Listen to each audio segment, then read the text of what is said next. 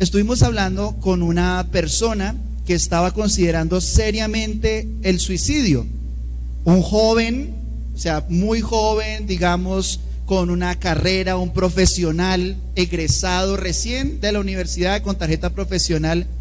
Y a pesar de, digamos, de lo que uno pudiera decir son tantas ventajas, en su corazón estaban brotando palabras de muerte, de no seguir, de no quiero más, de la vida ya no tiene ningún sabor, no puedo dormir, no puedo disfrutar ni siquiera la comida, la compañía.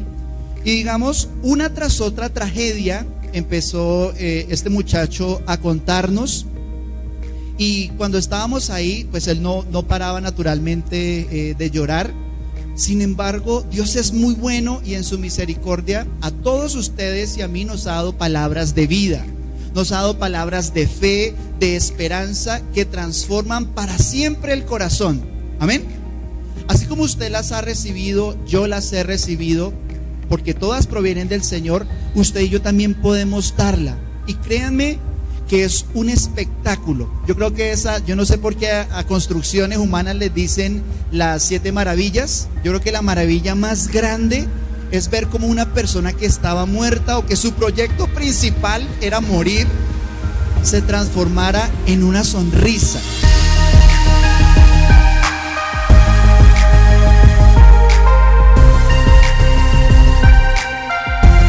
Y la segunda vez que fuimos, en estos días fuimos 2 veces, pudimos orar, llevamos la guitarra, alabamos al Señor y ya al final el muchacho ya con lágrimas hasta oró por nosotros, agradecido, y le oramos al Señor que en algún momento Él nos acompañe en la iglesia y nos cuente pues su testimonio, porque así como usted en alguna oportunidad nació en Cristo por la fe, hay mucha gente que está recibiendo también ese propósito del Señor.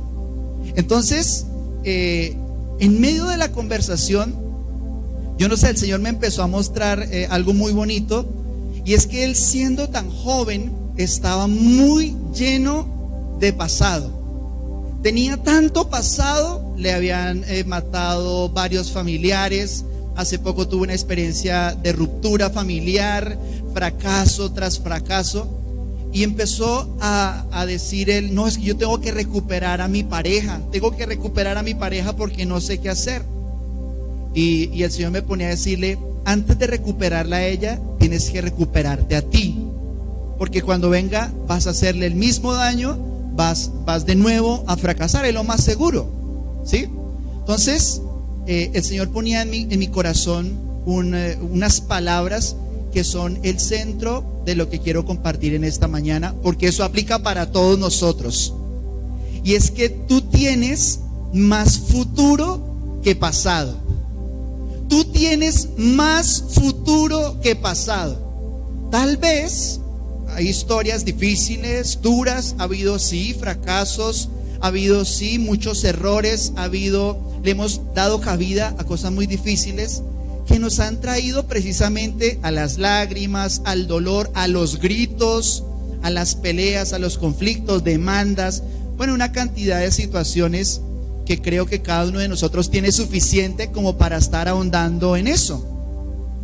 Pero aunque todos tenemos un pasado, una de las experiencias más hermosas de acercarnos a Cristo es que, así como sucedió en la historia de la humanidad, sucede en la historia de cada uno de nosotros. Hay un antes y hay un después. Entonces, el hecho de que nosotros tengamos más futuro que pasado nos ayuda a entender no solo que nos han regalado, nos han dado por su gracia una vida eterna, sino que en esta vida, aunque nos queden días o meses o años, siempre vamos a poder conservar una esperanza, porque la esperanza es la provisión de Dios para mientras llega ese futuro que Dios nos muestra. Miren, el Señor es tan perfecto que siempre que se le acercó a alguna persona, ustedes lo notan en la escritura, inmediatamente se encontraba con él, le daba una visión del futuro. Por ejemplo, Abraham, vas a ser padre de multitudes. O sea, la primera vez que se encontraron le dijo, de cierto te bendeciré, serás bendición, en ti serán benditas todas las familias de la tierra. Y en esa primera conversación donde el Señor se le revela, le manifiesta cuál va a ser su propósito, y es ser padre de multitudes. Asimismo sucedió con Pedro: te haré pescador de hombres. Y siempre que el Señor se acercaba, la primera vez que habló el profeta con David, toda su vida había hablado con ovejas, ¿sí? Y con sus hermanos rabiosos y envidiosos. Pero la primera vez que el Señor se acercó a David, le cambió inmediatamente la visión y le dijo: rey es lo que serás. Entonces, cuando usted y yo nos acercamos a Cristo, ¿qué pensábamos antes? Que éramos muy poca cosa, uno se muere y nada se lleva, nada es eterno en el mundo, ¿sí? Polvo eres y al polvo volverás, y una cantidad de ideas de nuestro fracaso, de nuestra caída. Una mente caída, siempre sin Cristo, no puede ver más allá de los días que vienen, o no puede ver más allá de su último suspiro. Recuerdo cuando estábamos hablando que cuando le dije estas palabras, ese muchacho empezó a llorar, y a mí me conmovió mucho, porque él me decía: mire, la verdad, yo no me veía de aquí a unos meses, yo no me veo de aquí a unos meses, de aquí a unos años, no me veo haciendo como que, y acaba de recibir la tarjeta profesional de una de las mejores universidades del Cauca, de Popayán. Pero cuando Cristo entra al corazón, hace lo que ningún psicólogo y ninguna universidad puede lograr de una manera plena y exitosa, y es darnos visión eterna, es guiarnos a su futuro de gloria. Amén. Quiero que veamos algunos pasajes en ese sentido, y Jeremías 29, capítulo 11, nos revela una conversación que Dios tuvo con el pueblo de Israel. Y dice la escritura, dice el Señor: pues yo sé muy bien los planes. Mire tan bonita esa palabra, este es Dios hablando. Yo sé muy bien los planes que tengo para ustedes, afirma el Señor. Planes de bienestar y no de calamidad, a fin de darles un futuro y una esperanza. Este versículo, que tiene naturalmente un contexto, nos habla un poco acerca del carácter de Dios. Y el Señor planea, el Señor tiene en su corazón la vida de su pueblo, pero también la vida de cada uno de nosotros. Los buenos ajedrecistas tienen 3, 4, 5, 6, 7 jugadas antes ya preparadas, pero el Señor es muchísimo más que cualquier ajedrecista y tiene todos los pasos en su corazón. Y por eso el plan de Dios siempre aún es a prueba de nosotros mismos. ¿Por qué? Porque el Señor planea darnos un futuro. Mire, esta verdad es muy importante y tiene que llenar nuestro corazón de gratitud. Porque imagínese usted al Señor planeando su futuro. Ahora, si yo le digo: contratemos a la mejor empresa, vamos a hacer de cuenta que nosotros, aquí estoy dando ideas, montemos una empresa y en esa empresa vamos a diseñar el futuro de las personas, y nos reunimos las 20, 30 personas que digamos tenemos la mejor visión o la mejor fe o no sé qué. Aquí hay profesionales. Bueno, vamos a diseñarle la vida a esta persona, que en tantos años pase esto y esto y esto y esto, ¿sí? Y yo estoy seguro de que aún nosotros fracasaríamos en el intento de alegrar el corazón eternamente de una persona. Pero ahora imagínese a Dios, que no solo es todopoderoso, no solo hizo el cosmos, no solo hizo los átomos, las células, diseñó el cuerpo, sino que hizo todas las cosas, incluido el plan perfecto de salvación, diseñando un futuro para ti, para tu familia, para la iglesia, para Colombia, para el mundo entero. Por eso el dolor siempre nos dice: hasta aquí fue, hasta aquí llegó mi historia.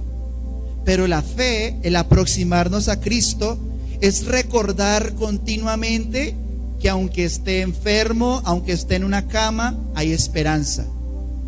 Estoy muy agradecido con el Señor por la vida de David Lazo, porque lo operaron. Aquí está Orlandito, su papá, acompañándonos, Y ustedes lo conocen algunos, un muchacho de aquí de la iglesia con un problema de una hernia.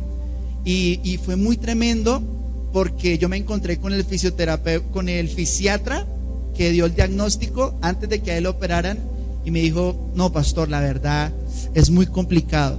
Me decía el doctor Regulo Andrés Vidal, me decía: es muy complicada esa operación, es muy arriba, es muy difícil, él podría quedar muy mal, está muy complicado.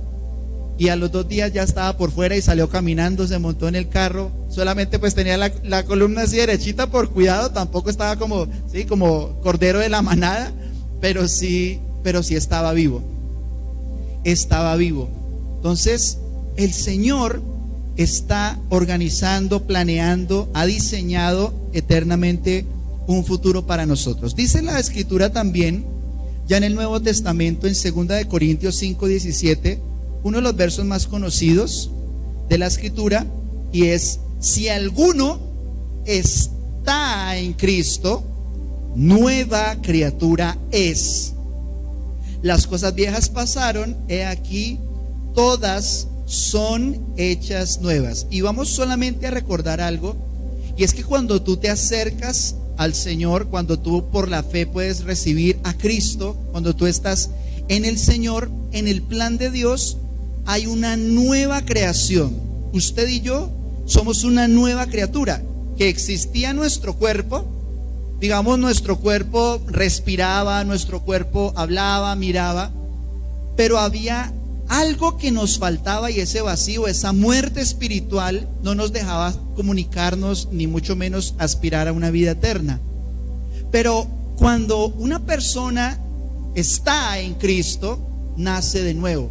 Alguien que no existía para nada viene a vida, porque el Espíritu Santo nos da precisamente esa vida. Pero miren lo interesante, y es que ese pasaje no solamente dice nueva criatura es, o sea, nuestra identidad, nuestra naturaleza, sino que también dice todas las cosas son hechas nuevas. Eso significa que aunque en la historia de nuestras vidas haya habido fracasos matrimoniales, no levantamos bien a nuestros hijos, haya habido enfermedades, partes de nuestro cuerpo que ya no están, partes de nuestro corazón que sentíamos que nunca iban a resucitar, pues en el plan del Señor no solamente es, bueno, ahí tienen vida eterna, sí, bueno, ahí existan pues, sino que en su gran amor el Señor ha diseñado también todas las cosas son nuevas. Un nuevo matrimonio, unos nuevos hijos, una nueva relación de mi vida con el Señor, por supuesto, pero todo depende naturalmente de estar en Cristo. O sea, esto no es como la motivación de que vamos, tú puedes, eres una nueva persona, sal adelante, emprende, no, sino que todo está atravesado por nuestra fe en Jesús. Por eso no importa si usted conoció a Cristo con 70 años o si usted conoció a Cristo y usted lo recibió cuando tenía 7 o 17, porque en el instante en que nace, si usted pone una línea de tiempo, digamos, ¿cierto? En la línea de tiempo, la eternidad frente a los 50 o 70 años de vida que tengamos es así de cortica. Por eso me atrevo a afirmar que nosotros tenemos más futuro que pasado, y debería decirlo de una manera más precisa, y es: tenemos más eternidad que pasado. Pero vamos a ver en 1 de Juan capítulo 3 verso 8, una vez más esa misma idea. Jesús vino a desbaratar todos esos fracasos. Dice así: el que practica el pecado es del diablo, porque el diablo peca desde el principio. Pero para esto apareció el Hijo de Dios, para deshacer las obras del diablo. Entonces miren lo interesante. No es que Dios hace y el enemigo destruye, es que el enemigo destruyó, pero el Señor es el destructor del destructor. Él destruye todo lo que te va a destruir antes de que lo haga. Por eso dice que a pesar de que algunos de nosotros hayamos tenido experiencias duras, agarramos, tomamos en nuestra vida cosas que nos mataron, que nos hicieron daño, cualquier cantidad. Pues dice ahí: el que practica el pecado es hijo del diablo, es del diablo. Entonces, ¿a qué viene el Señor? A desarraigar de nosotros el pecado y la naturaleza pecaminosa. Entonces, por la gracia de Dios, por la gloria del Señor que vive en nosotros, usted empieza a aborrecer el pecado. Usted empieza a dejar de lado, usted empieza a menospreciar lo que antes parecía que le ponía el corazón a tope, a mil, porque esa es la naturaleza del pecado. Pero vamos a recordar que el Señor vino a deshacer el pasado, a deshacer las consecuencias del luto, del dolor, de la muerte, del abuso sexual, de lo que nos hicieron, de lo que hicimos, de lo que pasamos, de lo que dijimos y pensamos. A eso vino el Señor, a deshacer el pasado. Y una cosa sí te digo: entre tú más libertad le das al Espíritu Santo en tu vida, esa obra se hace más perfecta, más pronto, más clara, más completa. Le das espacio al Señor, y aún en el fracaso financiero del pasado, si tú le das paso a la humildad, a una buena administración, como ya vamos a ver ahora, pues el Señor en ese plan deshace el pasado. Y quiero compartir en esta oportunidad dos consejos para precisamente caminar en ese futuro que Dios diseñó para ti, en ese plan que, si nosotros lo vemos en la eternidad, la vida eterna no empieza digamos en nuestra resurrección. La vida eterna ya empezó en nosotros, porque hay alguien eterno en nosotros, que vive en nosotros y que es el que nos va a resucitar, porque está escrito que el mismo Espíritu que resucitó a Jesús de entre los muertos, ¿qué dice? Nos levantará en el día postrero. Y los dos consejos son muy prácticos, son muy sencillos, y vamos a profundizar un poco en ellos. Pero el primero de ellos es: atrévete a pedir. Atrévete a pedirle al Señor. Atrévete a ver a Dios como un papá.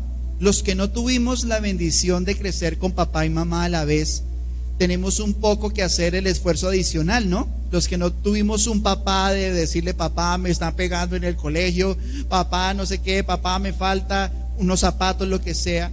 Digamos, tenemos que hacer el ejercicio adicional de encontrar una manera de relacionarnos con el Señor. Pero si usted viene a la palabra, si usted desarrolla un corazón obediente a la fe, obediente a las Escrituras, lo que va a suceder es que usted se atreve a pedir. Hay personas con una humildad medio falsa, medio fingida, que dicen muy adentro del corazón, o lo dicen a veces, yo lo he escuchado: no, es que a mí me da pena pedirle a Dios. O sea, dándose la una de humilde, ¿sí? No, es que a mí me da pena pedirle a Dios, porque no, yo la verdad soy tan poca cosa, y la verdad es que yo para qué le voy a pedir al Señor. Y encima de todo hay gente religiosa, hay gente con muchos prejuicios que van en contra de lo que enseña la Biblia, y dicen que uno no debe pedir, que uno no debe pedir en grande, que eso es ambición, que eso es un corazón codicioso. Y aunque efectivamente hay corazones codiciosos, que pida o no lo va a cambiar. Pero si usted tiene fe, si usted conoce la palabra de Dios y usted aprendió a conocer a Dios como un papá, usted se atreve a pedir, y como dice Santiago, a pedir bien, a hacerlo de una manera correcta. Pero no es humildad no pedir. Lo que es la humildad es pedir. Le voy a poner un ejemplo. Usted quiere a su hijo darle. Usted tiene todos los recursos y usted quiere darle a su hijo o a su hija, y que el día que usted le va a dar, su hijo o su hija le digan: no papá, yo me lo compro, muchas gracias. Pues por un lado está la victoria de la formé bien, humanamente existe, digamos, esa satisfacción de ver que ya hay una independencia, y eso es bonito. Pero si usted a su hijo de 5 o 6 años, usted quiere darle la comida: no mamá, venga, yo como solo, y de pronto esa actitud lo que revela es que tal vez no queremos recibir de Dios, que tal vez nos gusta más merecerlo que sencillamente recibirlo, pero ese ha sido el plan de Dios desde siempre, que recibamos toda la grandeza que Él tiene. Hay más versículos animándonos a pedir que versículos que digan lo contrario. Usted no va a encontrar en la Escritura que Dios dice: mire, usted no me pida nada. Eso se lo dice a los incrédulos, a los hipócritas, pero en ningún momento a los hijos de Dios bajo un nuevo pacto. Usted nunca va a encontrar que Dios dice: no, usted no me pida. No, usted no me pida. Usted nunca va a encontrar eso. Y vamos a notarlo. Vamos a ver en la Escritura que si usted le pide a Dios, usted está siendo obediente, porque Él dijo: pídame pues, ¿sí? Vamos a ver algunos de esos versículos. Dice Salmos capítulo 2 versos 7 y 8. Este es un salmo profético que aplicó a Jesús. Y recuerde que usted y yo tenemos el ADN del Señor. Dice: yo publicaré el decreto. Jehová me ha dicho: mi hijo eres tú. Entonces, mire la mentalidad de hijo de Dios. Preste mucha atención, porque aquí está el Padre hablando al Hijo. Jehová me ha dicho: mi hijo eres tú. Yo te engendré hoy. O sea, si lo acabo de engendrar, ¿qué es la primera directriz? ¿Qué es lo primero que le dice al recién engendrado? Pídeme. Y si Dios te dice pídeme, ¿qué es lo más sensato hacer? ¿Qué es lo más sensato hacer? Amén. Dice: pídeme y te daré por herencia. O sea, acaba de ser engendrado y ya empezamos. Pídeme y te daré por herencia las naciones. O sea, el planeta entero, todas las naciones, todos los corazones. Y lo primero que dice, la primera lección: óigame muy bien, niño. Va a ser la primera conversación con nuestros hijos, cuando ya tengan un grado de entendimiento. Óigame muy bien, usted a mí no me venga a pedir nada. Eso lo haría alguien muy mezquino. Pero nuestro Padre nos enseña a pedir. Pídeme y te daré por herencia las naciones. Mateo capítulo 7, versos 7 y 8, estamos hablando del Sermón del Monte.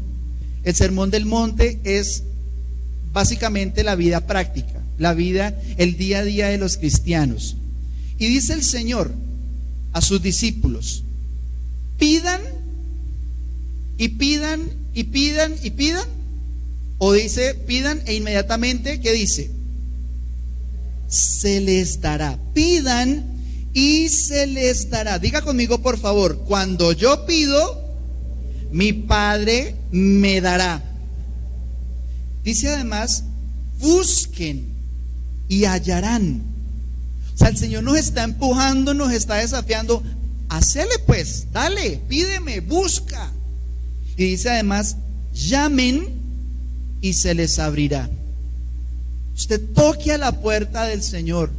Usted clame al Señor. Crea en su corazón que para usted hay respuestas, porque así es Él. Mire lo que dice: porque todo aquel, es que me parece tremendo, todo aquel que pide. O sea, no solamente el Señor se atrevió a desafiar a los discípulos y a nosotros como hijos de Dios, sino que extendió una gracia universal, que significa que las personas que aunque no son salvas o no tienen al Señor, muchas veces piden, muchas veces claman, y el Señor dice en la Biblia: no se queda sin testimonio. O sea, dijo Jesús: nadie que de mí haya recibido algo se va a quedar sin testimonio, aún gente que se va a perder desafortunadamente. Pero dice: todo aquel que pide, recibe, y el que busca, halla, y al que llama, se le abrirá. Este es uno de los versículos más usados, más empleados, y que a veces, digamos, cuando se trata del evangelio de la prosperidad, es el que más se usa. Pero ya lo hemos dicho muchas veces: nosotros no creemos en el evangelio de la prosperidad, pero creemos en la prosperidad del evangelio. Es decir, que el Señor a sus hijos les ama, les sustenta y les cuida.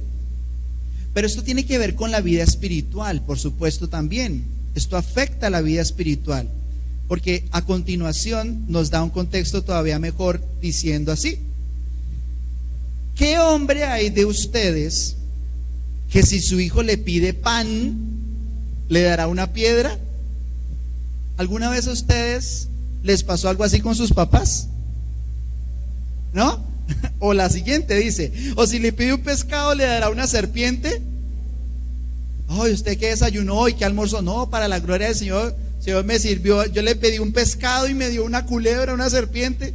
No, a mí me da pena, me da cosa pedirle a Dios, porque qué tal que me remate y que me castigue y que me... Pero dice, si ustedes siendo malos saben dar, es interesante, siendo malos saben dar buenas dádivas a sus hijos, y hace una pregunta que es muy hermosa, es desafiante, aún para gente mala, aún para malos padres. Dice, ¿cuánto más su Padre que está en los cielos dará buenas cosas a los que le pidan? En Lucas habla del Espíritu Santo, que cualquier persona que pide del Espíritu Santo, Dios se lo da. Entonces, esto aplica no solamente para las cosas materiales, por supuesto, y no solamente para los planes del futuro, sino que aplica incluso para el Espíritu Santo. Aplica, tiene que ver con el hecho de que usted puede pedir al Señor que lo llene de su Espíritu Santo. A mí me encanta mucho que Dios siempre utiliza ejemplos extremos para dejar muy claro lo que quiere decir. Por ejemplo, cuando habla de la gracia, la persona que fue llamada a predicar el Evangelio de la gracia fue el más grande de los pecadores. El apóstol Pablo perseguía a la iglesia, era un asesino en su corazón, y él mismo dice, mire, yo no merezco ser apóstol, pero a mí se me encomendó este ministerio.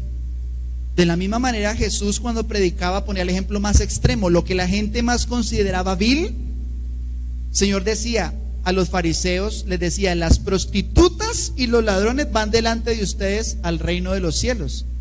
Entonces, entre lo que se supone que es la limpieza de un fariseo, se supone la limpieza de un fariseo, y lo que se supone que es la inmundicia de un ladrón o de una prostituta, uno dice, bueno, yo no soy tan allá ni tan allá, pero si Jesús me dice que aún los de allá pueden acercarse, bueno, debe ser que yo me puedo acercar, porque el Señor es el mejor pedagogo, es el mejor maestro, que pone siempre los ejemplos extremos, como el de Pedro. Más incapaz que Pedro, difícil. Una persona intemperante, una persona intempestiva, una persona con una fluctuación emocional tremenda. Y el Señor dice, ven para acá, tú vas a ser la piedra. Tú vas a ser alguien de ejemplo, de cómo yo puedo hacer con cualquier persona lo mejor. Pero cuando usted pone su vida en las manos del Señor, Dios lo hace, y así está haciendo en este versículo. Dice, mire, aún las personas malas saben dar cosas buenas. ¿Cuánto más? ¿Cuánto más? Yo te pregunto hoy de parte del Señor, ¿cuánto más el Padre dará cosas buenas a los que se las pidan? ¿Quiénes aquí tienen hijos? Tengan su mano levantada solo para saber una cosa. ¿A quién de ustedes le alegra ver que su hijo recibe cosas buenas que usted le dé? Ay, eso tiene que ser una delicia, ver que el hijo avanza, crece. Y dice el Señor, ¿cuánto más? ¿Cuánto más? El Padre diseñando nuestro futuro. Juan, capítulo 7. Si permanecen en mí, dice el Señor, y mis palabras permanecen en ustedes, ¿qué dice? ¿Qué dice? Denme todo lo que tengan o pidan algunas cosas. Y si dice todo, ¿a qué se querrá referir? No pida eso. ¿Cómo se le ocurre pedir para eso? No, es que... Y le ponen todos los versículos para que usted no pida. Pero la verdad es que el Señor nos desafió a algo. Primero que todo, a permanecer en Él. Porque si tú no permaneces en Él y recibes, aún las cosas buenas se pueden volver en nuestra contra. Hay que saber perder, pero hay que aprender a ganar. Hay que saber estar en momentos de dificultad, como dijo Pablo, sé vivir en escasez. Pero hay gente que tiene un trabajo, un empleo que empieza a prosperar y su corazón se le desborda, se le va, se le pierde. Hay personas que no saben fracasar, pero hay personas que no saben triunfar. Por eso, en todo tiempo permanecemos en el Señor. Sus palabras permaneciendo en nosotros traen una libertad plena delante del Señor. Hay muchas personas que dicen: no pida tanto porque se le daña el corazón. Pero una cosa le digo: si Cristo está en su corazón, si el Padre y si es el Espíritu Santo el que le guía, usted no debe tenerle miedo a tener más. Voy a repetirle, voy a dar otra oportunidad. Usted no debe tenerle temor a tener más. ¿O usted le tiene miedo a tener más? Ay, ¿qué tal que yo me envanezca? O sea, no lo tiene y ya. Entonces mejor no pida más. Pero si usted dice: Señor, yo sé, tenga mucho o tenga poco, yo sé que tú estás conmigo, que tus palabras permanecen en mí. Esto también aplica a la sabiduría. Dice Santiago capítulo 1, versos 5 al 7. Si alguno de ustedes tiene falta de sabiduría, hay que ser muy sabio para darse cuenta de que uno tiene falta de sabiduría. Pero desde este instante la Escritura nos está diciendo: una persona sabia es la que se prepara para ser sabia porque sabe que no tiene cierta sabiduría, y es la sabiduría de Dios. Pero dice: pídala a Dios. Amén. Dígale: Señor, yo te pido, dame una sabiduría sobrenatural, que dice la Escritura que es primeramente pura, ¿no? Una sabiduría que usted necesita para tantos desafíos. Pídala al Señor. O usted me va a decir que es fácil criar hijos y nietos. Usted me va a decir que es fácil con tantos conflictos a nivel, digamos, global, financieros, sacar adelante a su familia. Usted necesita, todos necesitamos sabiduría sobrenatural. Amén. Pero dice: pídala a Dios, el cual da a todos abundante. Me encanta que usted, siempre que encuentre que Dios da algo, usted se da cuenta de que Dios es rico en misericordia, abunda en no sé qué. Ese es el Señor, ese es su papá, el cual da a todos abundantemente. Aquí es donde muchos fallan, porque el Espíritu Santo permitió que la Escritura dijera abundantemente, pero también ¿cómo? Sí, mire, yo le di a usted. ¿Para qué la usó? ¿Para qué la empleó? Pero mire, pero yo le di eso y mire lo que está haciendo con eso, ¿cierto? Como así nos criaron a nosotros.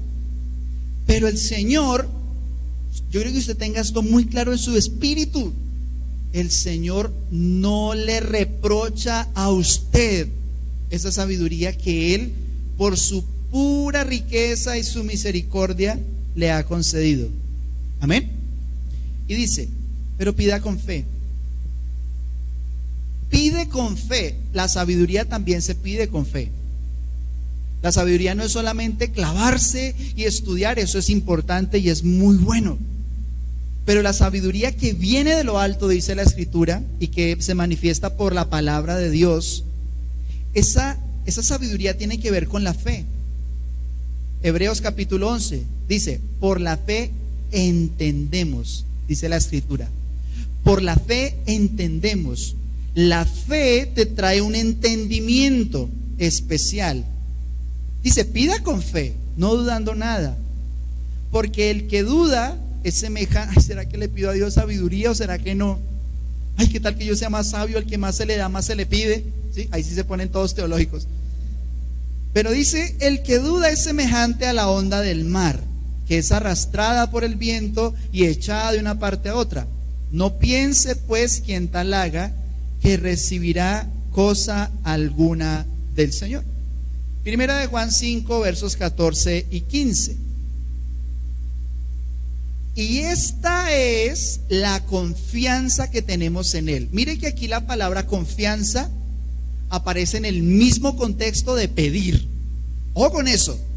Pedir es pedir con confianza. Dice: esta es la confianza que tenemos en Él.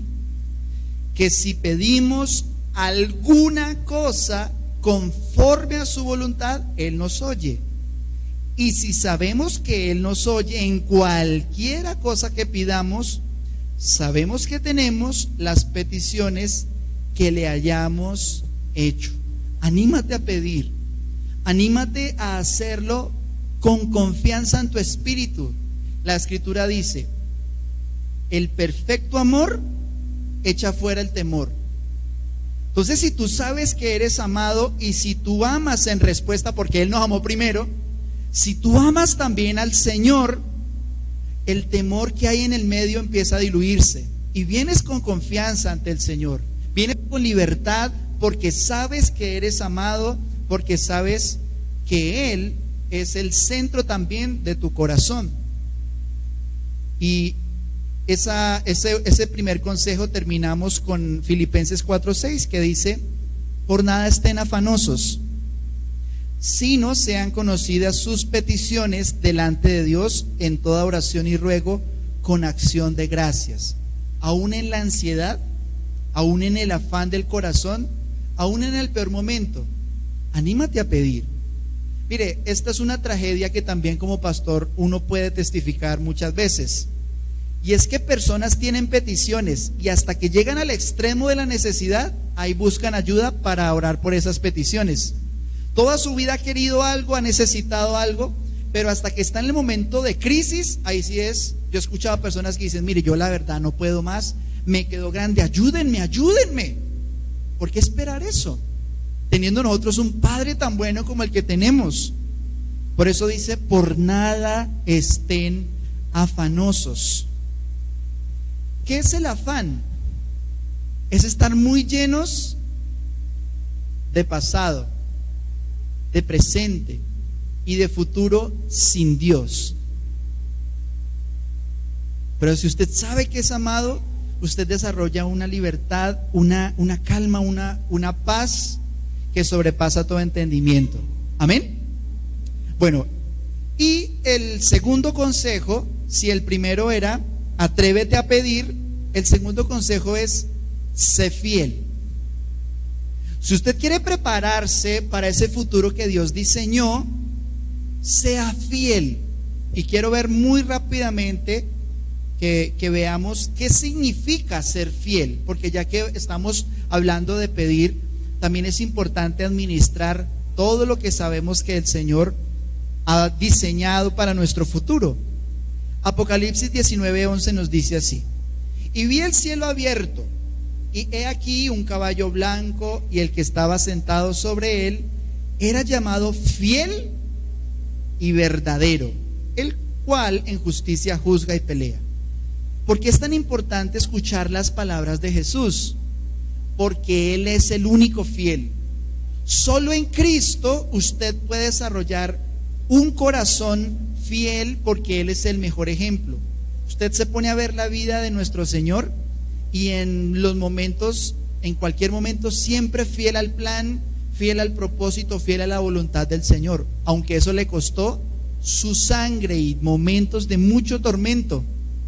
En todo momento, ¿cuál fue el hilo conductor que atravesó todas las etapas del corazón del Señor? Que en todo tiempo fue fiel.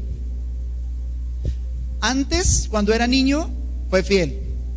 Después, antes de empezar su ministerio, fue fiel. No, usted a mí me bautiza porque necesitamos cumplir toda justicia.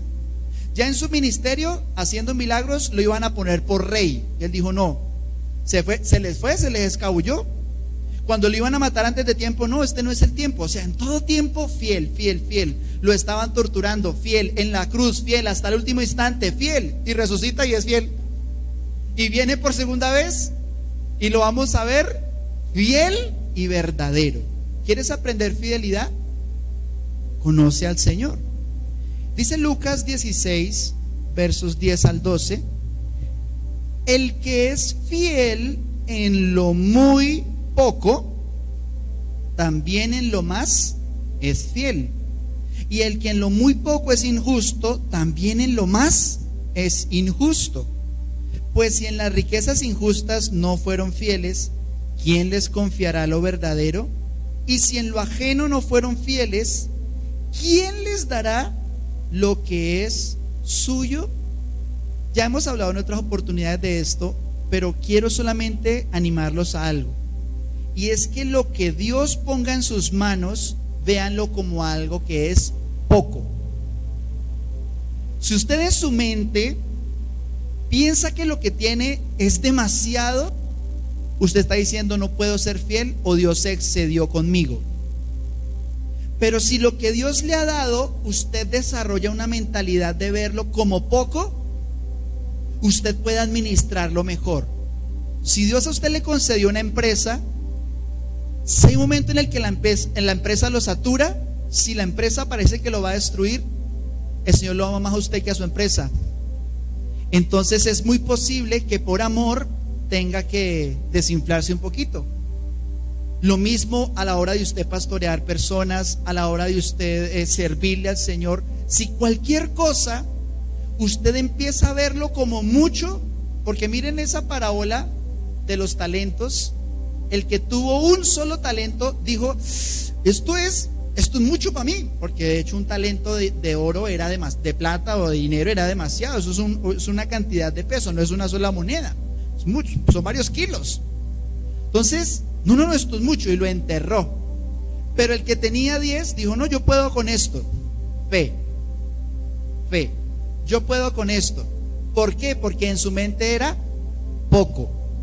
Lo que tienes, lo que estás administrando, si quieres un mejor futuro, si quieres que Dios te adicione y te multiplique, aprende a verlo como poco. Pero, o sea, no en el sentido de ingratitud, sino, no, yo puedo con esto. Yo todo lo puedo en Cristo. Que no te quede grande la vida, que no te quede grande los desafíos, hasta pedir perdón no me va a quedar grande, porque yo soy fiel en lo poco, porque yo aprendí del Señor Jesús. Sé fiel con tu familia. Las lágrimas más amargas que yo he visto son de culpa. Cuando se va un familiar, cuando fallece una persona y de pronto hay dolor. Esta semana también una persona lloraba y lloraba y lloraba desconsolada, porque antes de que su papá falleciera habían peleado, y lloraba y lloraba y lloraba, y yo quisiera pedirle perdón a mi papá y a Dios, y lleva una vida muy lejos de Dios por la culpa, porque todo problema pequeño que no se resuelve a tiempo se vuelve un gran problema. Sea fiel con su familia. ¿Quiere vivir sin culpa? Sea fiel con su familia. ¿Quiere llevar una relación sana? Sea fiel a su esposa, a la mujer que Dios le dio. Sea fiel con sus hijos, con sus padres. Mire lo que dice la Escritura, Efesios 5:28. Así también los maridos deben amar a sus mujeres como a sus mismos cuerpos. El que ama a su mujer, a sí mismo se ama. Vamos a verlo al contrario. El que no ama a su mujer, no se ama a sí mismo. ¿Usted quiere ver la autoestima de una persona? Mire a su esposa. Es escritural, es espiritual. Los maridos deben, no es que si quieres, es un deber, pero es un deber maravilloso. Mira, el corazón de los seres humanos es tan duro que el amor es un mandamiento. O sea, amar tiene que ser un mandamiento.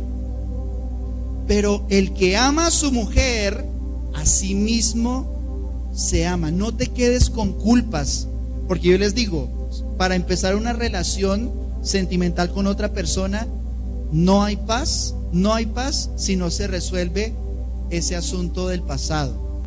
Sé fiel con tu parte en la iglesia, con lo que te corresponde. Dice Juan capítulo 9 verso 62, y lo dice en la traducción en lenguaje actual. Dice, Jesús le dijo, no se puede pertenecer al reino de Dios y hacer lo mismo que hace un mal campesino, al que se pone a arar el terreno y vuelve la vista atrás. Entonces los surcos le salen torcidos. O sea, el que pone su mano en el arado y empieza a arar, pero voltea a mirar hacia atrás, entonces se le tuerce el camino. ¿Qué está diciendo el Señor? Pusiste tu mano en el arado, mira hacia adelante. Tú dijiste, Señor, te va a servir, sigue hacia adelante, no abandones. Eclesiastés 5, del 1 al 5. Cuando fueres a la casa de Dios, guarda tu pie, y acércate más para oír que para ofrecer el sacrificio de los necios, porque no saben que hacen mal. No te des prisa con tu boca, ni tu corazón se apresure a proferir palabra delante de Dios, porque Dios está en el cielo y tú sobre la tierra, por tanto sean pocas tus palabras. Cuando a Dios haces promesa, no tardes en cumplirla, porque Él no se complace en los insensatos. Cumple lo que prometes. Mejor es que no prometas y no que prometas y no cumplas. No dejes que tu boca te haga pecar, ni digas delante del ángel que fue ignorancia. ¿Por qué harás que Dios se enoje a causa de tu voz y que destruya la obra de tus manos?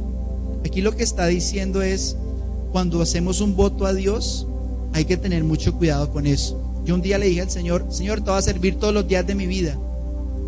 Y le dije: Señor, permíteme servirte todos los días de mi vida. Hasta que hubo un momento en el que me sentí esclavizado. Yo dije: Señor, pero todos los días, y yo aquí. El Señor me dijo: acuérdate que tú me dijiste que me querías servir todos los días de mi vida. Entonces, Señor, bueno, ahora te pido ya como hijo, permíteme servirte, Señor, con más descanso, con más pausas. Y Dios ha sido muy íntegro, muy perfecto conmigo. Y en último lugar, ahora sí, sé fiel también con tus recursos. Sé fiel con lo que Dios ha puesto para administrar. Si tú eres estudiante, estudia.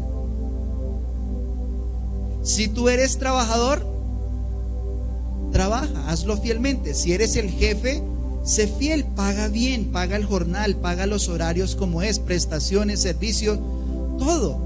Ser fiel es hacer lo mejor posible con lo que tenemos, con lo que Dios te dio. Solo se puede ser fiel si aprendemos del Señor, si vemos lo que tenemos como poco y si siempre priorizamos a nuestra familia, priorizamos a la iglesia. Proverbios 11:1: la balanza falsa es abominación al Señor, pero el peso cabal es su deleite. Administra aún con sabiduría lo más mínimo, lo más pequeño, lo que parece poco. El corazón de Jesús es tan íntegro, tan perfecto, que cuando se repartieron los panes y los peces, el pan que sobró lo mandó a recoger. Eso es integridad, eso es administración. Resucita al Señor, ¿y qué es lo primero que hace? Dobla la mortaja que tenía, la dobló, el sudario lo puso ahí. O sea, no es como resucité, sí, sino que ese es el carácter de nuestro Señor. Administración. ¿Quieres un buen futuro? Administra lo que tienes, administra tus recursos. Tienes más futuro que pasado, tienes más esperanza que culpa, tienes más libertad que vicios. Pero para que ese futuro lo puedas disfrutar mejor, aprende a pedir, atrévete a pedir y sé fiel con lo que Dios te ha dado. El mejor futuro es vivir en Jesús. Amén.